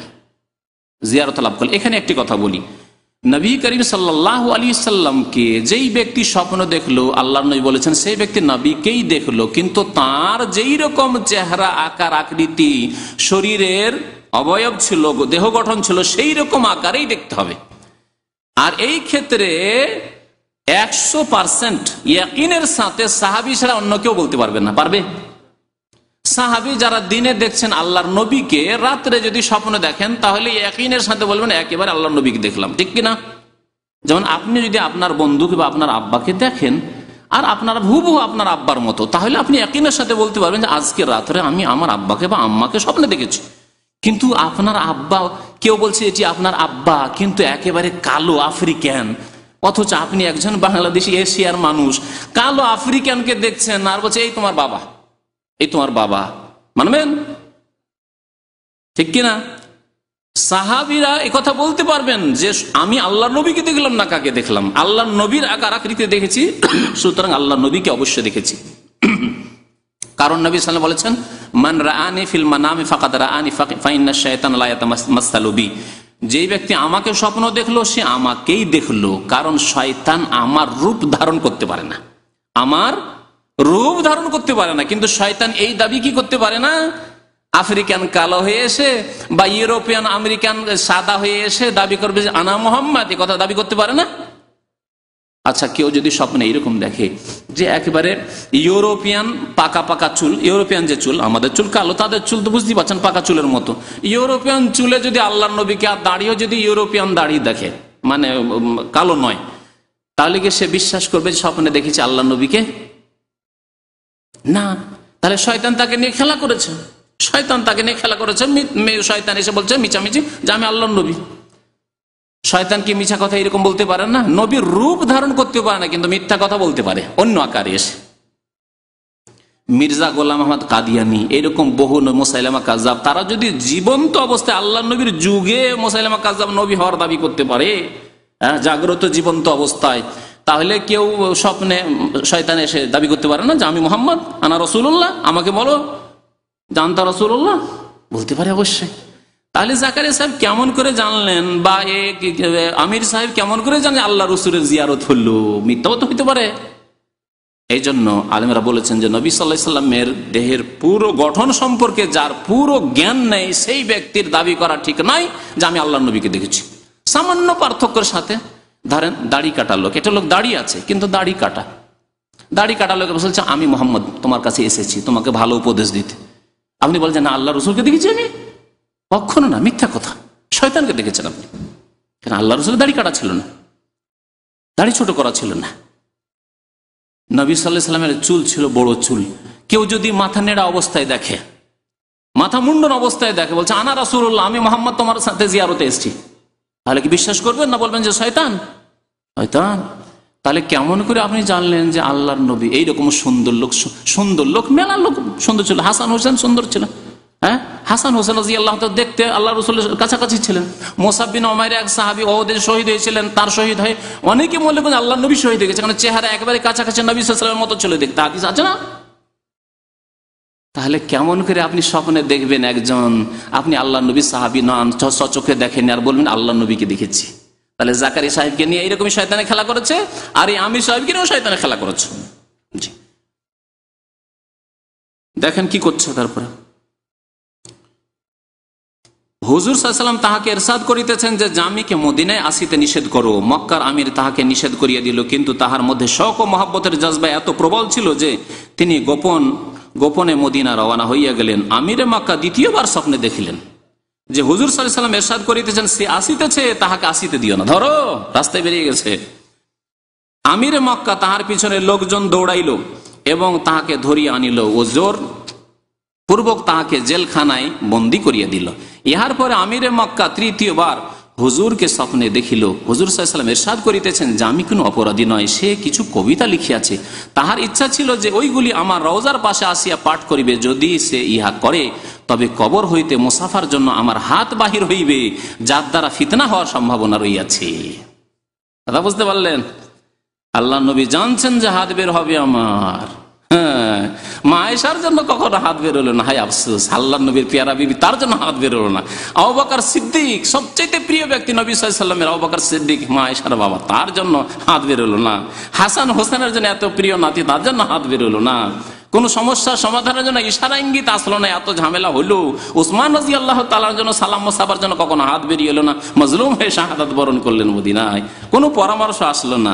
আর এদের জন্য হাত বেরিয়ে আসবে, যেহেতু শিরক করতে এসছে, শিরিক করতে এসে যেন হাত বেরিয়ে আসবে। ইহার পর আমিরে মক্কা তাহাকে জেল হইতে বাহির করিয়া বহুত ইজ্জত ও সম্মান প্রদর্শন করিলেন এই কিস্সা আমার শোনা এবং স্মরণ থাকার মধ্যে কোনো সন্দেহ নেই, তবে বর্তমানে আমার দৃষ্টিশক্তি দুর্বল আর অসুস্থতার জন্য কোন কিতাবে দেখিয়া হাওয়ালা দেবার সামর্থ্য নেই। হ্যাঁ, পাঠকদের মধ্যে যদি কেউ কোনো কিতাবে এই ঘটনা পাইয়া থাকেন তবে আমার জীবিত অবস্থায় আমাকে নিশ্চয় জানাবেন, আর আমার মৃত্যুর পর হইলে কিতাবে টিকায় লিখিয়া দেবেন। কিতাবে থাকলেই হইল। আমাদের দেশের ধর্ম কেমন, জাকারি সাহেবের ধর্ম এরকমই, কোন কিতাব আছে লিখে দেবেন, হাদিসে থাক আর নাই থাক, আর কোরআনে থাক আর নাই থাক, কোনো কিতাবে থাকলে টিকায় দিয়ে দিবেন। তাহলে দেখলেন স্বপ্নের ধর্ম, স্বপ্নের মাধ্যমে সবকিছু হচ্ছে। জি আচ্ছা, কবিতার কিছু অংশ শুনিয়েছি, আর একটা লাইন শোনাই। না আখের রহমাতুল্লিল আলামিনী আজ মাহরুমানে চেরা গাফিল নাশিনী। বহুগুলি শিরক রয়েছে, তার মধ্যে এই আর একটা শিরকি লাইনের তর্জমা করি। আপনি নিঃসন্দেহে সারা বিশ্ব ভুবনের জন্য রহমত স্বরূপ, কাজেই আমাদের মতো দুর্ভাগা হইতে আপনি কি করিয়া গাফেল থাকিতে পারেন। কাকে বলছে?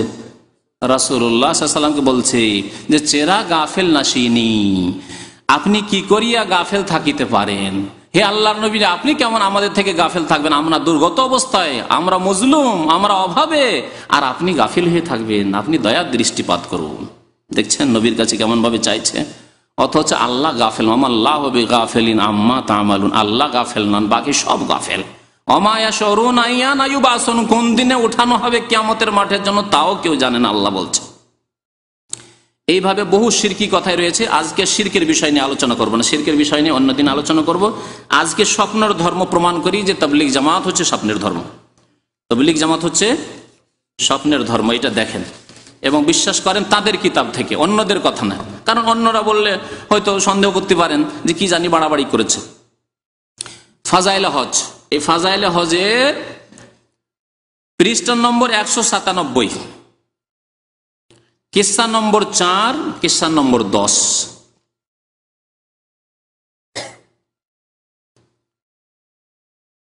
কিস্সা নম্বর 4 শোনায়। কিস্সাগুলি অনেকগুলি আবার বড় বড় রয়েছে।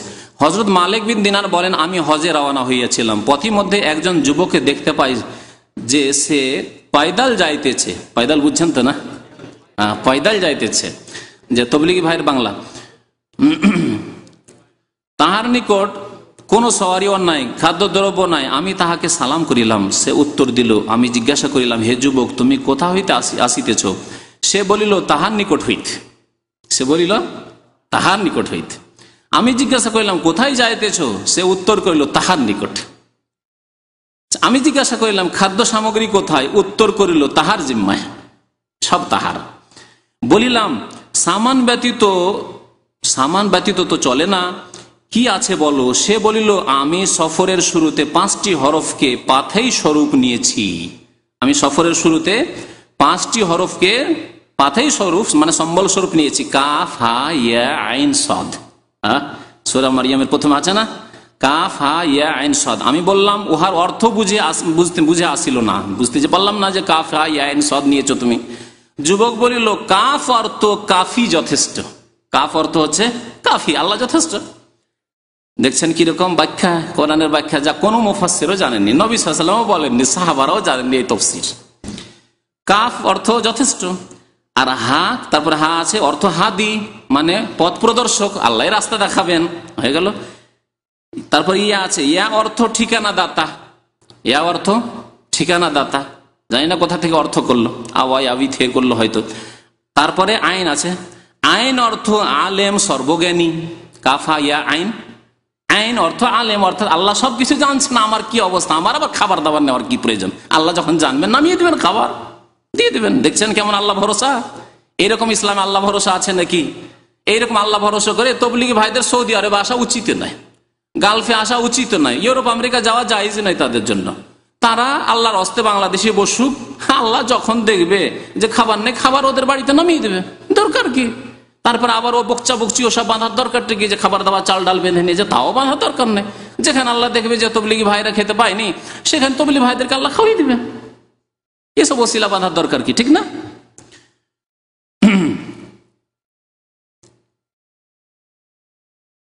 এবং ওয়াদা খেলাফ করেন না ওই মিয়াদ থেকে। তারপরে কি আছে? হ্যাঁ, সদ অর্থ। আইন অর্থ আলেম, সর্বজ্ঞানী। সদ অর্থ সাদেক, সত্যবাদী। তাহলে সত্যবাদী তিনি যথেষ্ট হিদায়াত দানকারী, ঠিকানা দাতা, সর্বজ্ঞানী এবং ওয়াদা খেলাপ করেন না। দেখলেন কাফ হা ইয়া আইন সদের তফসির, সুন্দর তফসির জেনে নিলেন, যে তফসির কোথাও পাবেন না আপনি কোরআন হাদিসে। সেই জাত থাকিতে আবার ভয় কিসের, মানে সে আল্লাহ থাকতে ভয় কিসের? হযরত মালিক রাহমাতুল্লাহ বলেন, তার কথা শুনিয়ে আমি তাহাকে আপন কুর্তা দিয়ে দিতে চাই। সে অস্বীকার করিয়া বলল, নিজের জামা খুলে দিতে চায়, অস্বীকার করলো। বড় মিয়া, দুনিয়ার কুর্তার চেয়ে উলঙ্গ থাকা ভালো। দুনিয়ার কুর্তার চাইতে উলঙ্গ থাকা ভালো। জি, জায়েজ উলঙ্গ থাকা? শরীয়তের মাসলা, ফেকার হানাফি মাজহাবের ইলিয়াস সাহেবের, জাকারি সাহেবের ফেকার মাসলাতে, হেদায়াতে, বেকায়াতে, কদুরিতে আছে উলঙ্গ থাকা হারাম। শুধু উলঙ্গ না, যদি কেউ রান খুলে হাঁটুর উপরে কাপড় নিয়ে যায়, নাভির নিচে নিয়ে যায়, তাও হারাম। এই কথা হানাফি মাজহাবে ফেকার কিতাবে আছে। কোনটা নিবেন? ফরজ তরক হয়ে গেল। জি, আবার তাদের বিদাতি পরিভাষায় 130 ফরজের এক ফরজ গেল। 30 ফরজ না 32 ফরজ? 130 ফরজের এক ফরজ গায়েব। আচ্ছা, তারপরে দেখেন, সে যা থাকিতে আবার ভয়। হযরত মালিক রাহমাতুল্লাহ বলেন, হ্যাঁ, কুর্তা দিতে চায়, সে অস্বীকার করিয়া বলিল, বড় মিয়া, দুনিয়ার কুর্তা চেয়ে উলঙ্গ থাকা ভালো। হালাল বস্তু সমূহের হিসাব দিতে হইবে, আর হারাম মালের জন্য ভোগ করিবে আযাব। রাত্রির অন্ধকারে সেই যুগ আসমানের দিকে মুখ করিয়া বলিল, হে জাতে পাক, বান্দা ইবাদত করিলে যিনি সন্তুষ্ট হন, আর পাপ করিলে যাহার কোনো ক্ষতি নাই, আমাকে ওই জিনিস দান করুন যাহাতে আপনার কোনো ক্ষতি নাই। তারপর লোকজন এহরাম বাঁধিয়া লাব্বাইক বলিতে লাগিল, কিন্তু সে লাব্বাইক বলিল না। সে সুন্নত কাজ করলো না, সুন্নতের খেলাপ করলো। মিকাত থেকে সবাই লাব্বাইক বলতে লাগলো, আর এই মিয়া যুবক লাব্বাইক বলল না। আমি জিজ্ঞাসা করলাম, তুমি কেন লাব্বাইক বলিতেছ না? সে বলিল, এই ভয়ে যে আমি লাব্বাইক বলিলে সেই দিক থেকে হইতে লা লাব্বাইক উত্তর আসে নাকি। যদি আল্লাহর পক্ষ থেকে এরকম আসে, লা লাব্বাইক তোমার নেব না, যাও তুমি গুনাহ করে এসছো, তোমাকে নেব না, তোমার কবুল করবো না, যদি এরকম জবাব চলে আসে, সে লাব্বাইক বলবো না। তো সাহাবাদের এই আশঙ্কা ছিল না? হ্যাঁ, তারা কেন লাব্বাইক আল্লাহুম্মা লাব্বাইক বলতে বলতে মুখ শুকিয়ে দিয়েছিলেন। নবী করিম সাল্লাল্লাহু আলাইহি ওয়াসাল্লামের শ্বাস বন্ধ হয়ে গেছিল, আওয়াজ বন্ধ, বসে গেছিল, আওয়াজ বসে গেছিল নবী করিম সাল্লাল্লাহু আলাইহি ওয়াসাল্লাম লাব্বাইক আল্লাহুম্মা লাব্বাইক বলতে বলতে আরাফা মাঠে। আর এই বিদাতি বলছে যে লা লাব্বাইক যদি আল্লাহর জবাব চলে আসে, তারপর সারাটি আর আসবে বিদাতিদের জন্য, তো লা লাব্বাইক জবাব আসবে। তারপর সারাটি পথ তাহাকে দেখিলাম না, সারা রাস্তা আর দেখা গেল না, গায়েব হয়ে গেল। আল্লাহর ওলিরা এরকমই গায়েব হয়ে উড়ে চলে যায়, সারা পথ দেখছে না, হঠাৎ করে মক্কায় হাজির। অবশেষে মিনায় তাকে দেখলাম, শেষ শের পড়িতেছে। দেখছেন কবিতার সাথে কত মহব্বত, শের মানে কবিতা, কবিতার সাথে কত মহব্বত। আর একটি হাদিস বলতে ভুলে গেছি, কবিতার নিন্দা সম্পর্কে নবী করিম সাল্লাল্লাহু আলাইহি ওয়াসাল্লাম বলেছেন, লা ইয়ামতালিয়া আহাদুকুম জাওফাহু কাইহান খায়রুল লাহু মিন আইয়ামতালিয়া শি'রান। নবী করিম সাল্লাল্লাহু আলাইহি ওয়াসাল্লাম ইরশাদ করেছেন, কোন ব্যক্তির পেটে যদি রক্ত পুঁজ ভরে রাখে, এটি তার জন্য উত্তম কবিতা ভরার চাইতে। আপনি কবিতা মুখস্থ করবেন, তার চাইতে ভালো যে আপনার পেটে কি ভরা থাক, রক্ত পুঁজ, তাই মানে পুঁজ ভরা থাক। পুঁজ যদি ভরা থাকে, এটা ভালো আপনার কবিতা মুখস্থ করার চাইতে। মগজে পুঁজ ভরা থাকে, ওটা ভালো আপনার এই কবিতা মুখস্থ করার চাইতে। যেই নবী এভাবে সতর্ক করেছেন কবিতা থেকে, আর কবিতার সাথে এত মহব্বত যে নবী কবিতায় খুশি হচ্ছেন, কোরআন পড়েও হাত বেড়েছেন। আরেকটি মজার কথা শুনেন, কোন জায়গায় এদের কিতাবে পাবেন না যে কোরআন অমুক ব্যক্তি এসে কোরআনে এত সুন্দর তেলাওয়াত করলো যে হাত বেরিয়ে আসলো, এই কথা পাবেন না। আর অমুক ব্যক্তি রসুলের এই হাদিস পড়লো, বনিয়াল ইসলাম আলা খামসিন, ইসলামের এই হাদিস পড়লো, গুরুত্বপূর্ণ হাদিস পড়লো, আদ-দীনুন নাসিহা, এই গুরুত্বপূর্ণ হাদিস পড়লো, তখন হাত বেরিয়ে আসলো, কোথাও পাবেন না। কিন্তু কবিতা পড়লে হাত বেরিয়ে আসে, কবিতা পড়লে ওয়ালাইকুম আসসালামের জবাব আসে। দেখছেন শয়তান কেমন এদেরকে নিয়ে খেলা করেছে।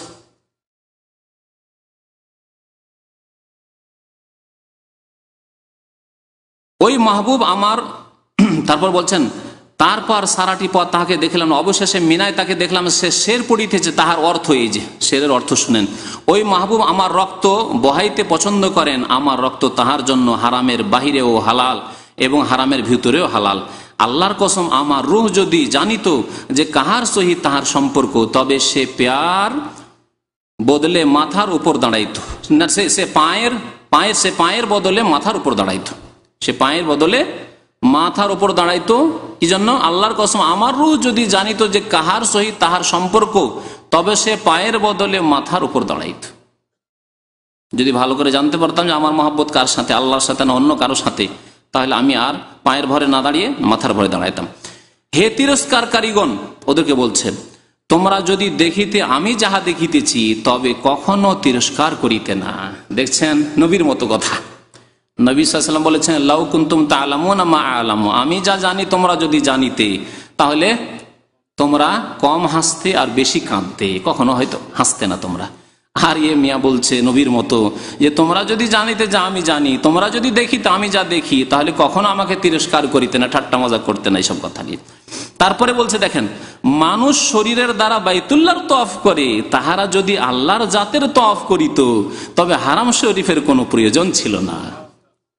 দেখলেন হারাম শরীফের কি প্রয়োজন? মানুষ জানে না, সেই জন্য এই পাথরের ঘর রাখতে হয়েছে না। পাথরের ঘরে আল্লাহকে দরকারই ছিল না। যদি সত্যি আল্লাহ পর্যন্ত পৌঁছার মতো হইতো, ওই রকম যোগ্যতা হাসিল করতো মুসলিমরা, তাহলে আল্লাহ ঘর রাখতেন না, সরাসরি আল্লাহর তওয়াফ করতো।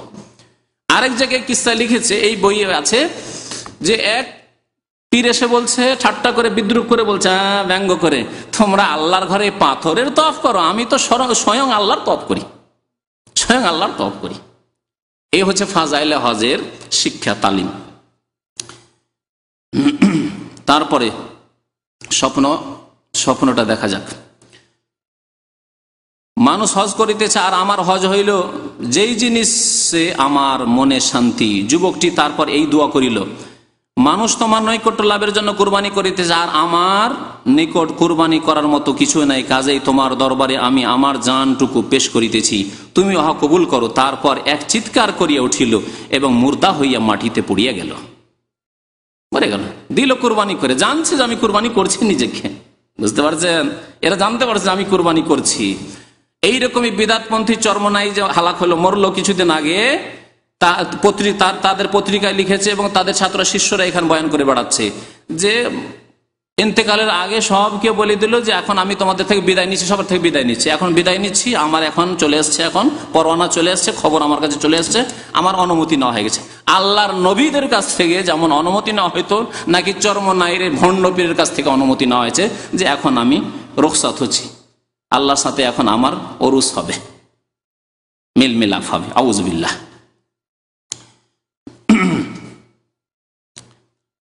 তারপরে বলছে, তারপর গায়েব হইতে একটি আওয়াজ আসছিল, মরে যাওয়ার পরে গায়েব থেকে একটি আওয়াজ আসলো, ইনি আল্লাহর দোস্ত। গায়েব থেকে এদের আওয়াজ আসে, কোরআন হাদিস লাগে না? গায়েব থেকে জানতে পারে যে কে আল্লাহর দোস্ত, কে জান্নাতি, কে জাহান্নামী, সব জানতে পারে। আল্লাহর জন্য কুরবান হইয়াছে, আল্লাহর জন্য কুরবান হইয়াছে। হযরত মালিক বলেন, আমি তাহার কাফন দাফনের ব্যবস্থা করি, সারা রাত আমি চিন্তাযুক্ত ছিলাম, একটু তন্দ্রা আসিলে আমি তাহাকে স্বপ্নে দেখিয়া জিজ্ঞাসা করিলাম। এই যে স্বপ্নের ধর্ম, এখন শোনেন, স্বপ্নের ধর্ম শোনেন। এ তন্দ্রাতেই সে স্বপ্ন দেখতে লেগেছে, জানাব আপনার সহিত কিরূপ ব্যবহার করা হইয়াছে, জিজ্ঞাসা করছে। সে বলিল, তাহারা কাফেরদের তরবারিতে শহীদ হইয়াছেন, আর আমি মওলার প্রেমের তলোয়ারে শহীদ হইয়াছি। আল্লাহ নবীর সাহাবারা শহীদ হয়েছেন, 70 জন শহীদ হয়েছেন ওহুদের মাঠে কাফেরের তলোয়ারে। হ্যাঁ, সাইয়্যিদুশ শুহাদা যিনি কাফেরের তলোয়ারে শহীদ হয়েছেন, আর আমি কেমন শহীদ? হ্যাঁ, আল্লাহর প্রেমে, ইশকে শহীদ হয়েছি। ইশকে, ইশক সম্পর্কে এর আগে শুনিয়েছি আপনাদেরকে না? ইশক করে এরা, আল্লাহর সাথে বেয়াদবি করে ইশক করে এরা, রসুলের সাথে ইশক করে, হ্যাঁ, আর বিবির সাথে ইশক করে, আর প্রেমিকার সাথে ইশক করে, কিন্তু এরা মায়ের সাথে বাবার সাথে আবার ইশক করে না। কথা বুঝতে পেরেছেন? মায়ের সাথে বাবার সাথে একটু ইশক করো, হ্যাঁ, তা কেন করো না? বোনের সাথে ইশক করো, শাশুড়ির সাথে ইশক করো, তাদের সাথে কেন ইশক করো না? ইশক মানে প্রেম, এরা প্রেম করে। কথা বুঝতে পেরেছেন? এই জন্য পীরেরা মরে গেলে মৃত্যু দিবসকে তারা মৃত্যু দিবস বলে না, কি বলে জানেন? ওরস। এই যে পীরদের মাজারে ওরস লাগে, কি যেন ওরস লাগে? ওরস মানে বিবাহর দিন। বিবাহর দিন বিবাহ হলে আপনি কি ভাবছেন? কবুল হয়ে গেছে, এখন টেনে নিয়ে এসে ঘরে উঠাইতে পারবো? পারবেন না, পারবেন না। বিবাহ কবুল করে নিয়েছে, যদি বলে আইসো, আসতে হবে তাকে, তার আগে কি টেনে উঠাইতে পারবেন ঘরে বাসরে? পারবেন না। তো এদের ধারণা ওরস মানে বিবাহ শাদী, আরবি ভাষায় ওরস মানে বিবাহ শাদী। এদের বেয়াদবি আল্লাহ সম্পর্কে, কুফরির বেয়াদবি, যে তাদের মৃত্যু হলে মৃত্যু হয় না, আল্লাহর সাথে গিয়ে এত প্রেম করেছিল, এতদিন দেখা সাক্ষাৎ হয়নি, প্রেম করার পরে তাদের আল্লাহর সাথে মিল মিলাপ এখন হবে, বাসর হবে। আউযুবিল্লাহ। এই জন্য এই দিনের নাম, মৃত্যু দিবসের নাম কবর পূজারীদের কাছে, বিদআতপন্থীদের কাছে, সুফিদের কাছে হচ্ছে ওরস। আর ওরস লাগে বাংলাদেশে, ভারতে এই ওরস। তো আল্লাহ পাক রব্বুল আলামিন দেখলেন এদেরকে স্বপ্নের ধর্মে জানিয়ে দিলেন যে কি হয়েছে না হয়েছে, কার কি হলো না হলো জেনে ফেললেন যে প্রেমের তলোয়ারে, আল্লাহর মাওলার প্রেমের তলোয়ারে শহীদ হয়েছি। ঘটনার অর্থ এই নয় যে সর্ববিষয়ে শহীদানের মর্যাদা পাইয়াছে, কারণ ভিন্নভাবে তাহাদের সাহাবী হওয়ার গৌরবও ছিল। আল্লাহ রসুলের যারা সাহাবায়ে কেরাম শহীদ হয়েছেন তারা শহীদও ছিলেন আর সাহাবীও ছিলেন, আর এই ব্যক্তি সাহাবী শুধু হতে পারেননি, বাকি শহীদ হয়েছেন। দেখলেন স্বপ্নের মাধ্যমে জেনে নিলেন যে শহীদ হয়েছেন।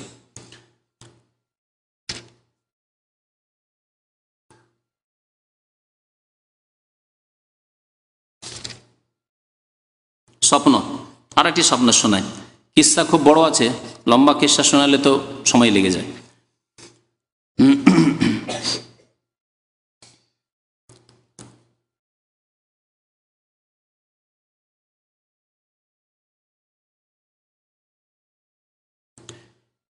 একজন লোক আল্লাহর ওলি, মানে বিদাতি ওলি, সে সেজদায় পড়িয়ে গেল। আমি তাহার নিকট গিয়া তাহাকে ডাকিলাম, দেখিলাম কোনো সাড়া শব্দ নেই, অর্থাৎ মরিয়ে গিয়েছে। আমি তাহার কাফন দাফনের ব্যবস্থার জন্য তাড়াতাড়ি ঘরে যাইয়া দুইজন সঙ্গীকে নিয়ে আসিয়া দেখিতে পাই যে তাহার লাশ আর সেখানে নাই। লাশ নেই, লাশ আল্লাহ নিয়ে গেছে। আল্লাহর সাথে এরা ইশ করে, আল্লাহকে রাখে লাশ, আল্লাহর সাথে প্রেম করে এরা। লাশ নেই। আফসুস করিতে করিতে আমি ঘরে গিয়া শুইয়া পড়ি। লাশ পেলাম না, কাফন দাফনের চেষ্টা করলাম, এত কষ্ট করলাম, মেহনত করলাম, পেলাম না। আফসুস করতে করতে গিয়ে ঘুমিয়ে পড়লাম। স্বপ্নে আমি দেখিতে পাই যে একটি বিরাট জামাতের মধ্যে সে আগে আগে রহিয়াছে, বিরাট জামাতের মধ্যে আগে আগে রহিয়াছে। তাহার শরীরে এত মহা মূল্যবান পোশাক ও নূর চমকিতেছে যে ভাষায় উহা বর্ণনা করা যায় না। আমি তাহাকে জিজ্ঞাসা করিলাম, তুমি কি মারা গিয়াছো? সে বলিল, জি হ্যাঁ। আমি বলিলাম, আফসোস, আমি তোমার কাফনের ব্যবস্থা করিতে পারিলাম না। ছেলে বলিল, সেই ছেলে আল্লাহর ওলি। এবার ছেলে বলিল, যেই মাহবুব আমাকে শহর হইতে বাহির করিয়া আপন জন হইতে পৃথক করিয়া আপন মহাব্বতের শরাব পান করাইয়াছেন, অপরের সপর্দ না করিয়া তিনি আমার কাফন দিয়াছেন। বুঝতে পারেনি, লম্বা সেন্টেন্স হয়ে গেছে তো। মানে কাফন আপনি কেন করবেন? আল্লাহ আমাকে বাড়ি থেকে বের করে নিয়ে এসছেন, আল্লাহ আমাকে আমার জন্মভূমি মাতৃভূমি থেকে বের করে নিয়ে এসছেন, আল্লাহ আমাকে আমার পরিবার সব থেকে বের করে নিয়ে এসছেন। সে আল্লাহকে আর কারো সুপুর্দ আমাকে করেন? নিজেই তিনি কাফন দাফন আমার করেছেন, আল্লাহ নিজেই কাফন দাফন করেছেন। আমি বললাম, তোমার সহিত কিরূপ ব্যবহার করা হইয়াছে? ছেলে বলিল, আমাকে আল্লাহ পাক সম্মুখে দাঁড় করাইয়া জিজ্ঞাসা করেন, তুমি আমার নিকট কি চাও? আমি বললাম, হে মাওলা, আমি শুধুমাত্র আপনাকেই চাহিতেছি।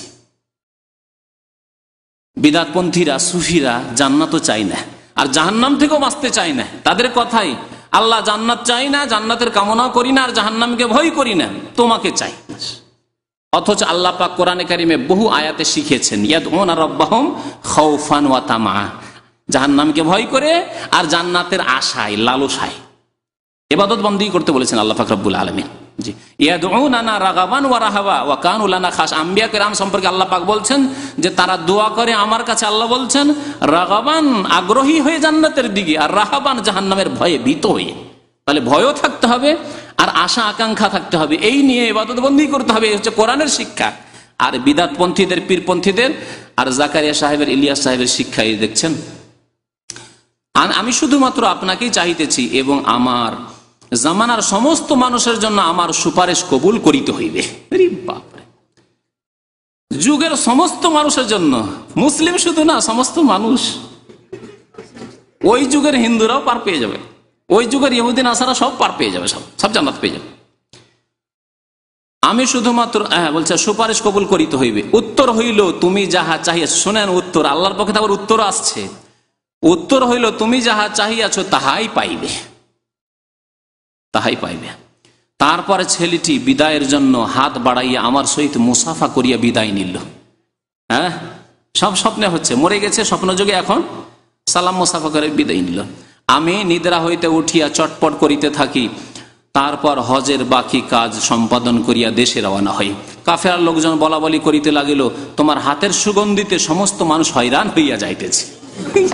এক মজার কথা, ও তো গেল, কাফন দাফন তো আল্লাহ করেছেন এই যুবকের, তারপরে এই যে হাতে স্বপ্নে যুগে মুসাফা করেছে, স্বপ্ন থেকে সুগন্ধি চলে আসছে। হ্যাঁ, স্বপ্ন থেকে আল্লাহর ওলির হাত যদি স্বপ্নে দেখে এত সুগন্ধি আসে, তাহলে জিন্দা পীরের হাতে যদি মুসাফা করতে পারেন, বয়াত করতে পারেন, তো কতই না সুগন্ধি আসে। তাহলে ভারত বাংলাদেশের মানুষ, পাকিস্তানের মানুষ কেন পীরের পূজা করবে না আর পীরের বয়াত করবে না? হ্যাঁ, জি জি, শোনেন। তারপরে হ্যাঁ, এই এক মজার কথা, এতক্ষণ পর্যন্ত সে জেনেছে কি না জেনেছে, সুগন্ধি লোকেরা পাচ্ছে। এখন সুগন্ধিতে সমস্ত মানুষ হয়রান হইয়া যাইতেছে। কথিত আছে মৃত্যু পর্যন্ত ইব্রাহিমের হাত হইতে খুশবু বাহির হইত, যতদিন বেঁচে ছিল খুশবু আসতে থাকতো। এই হলো স্বপ্নের ধর্ম।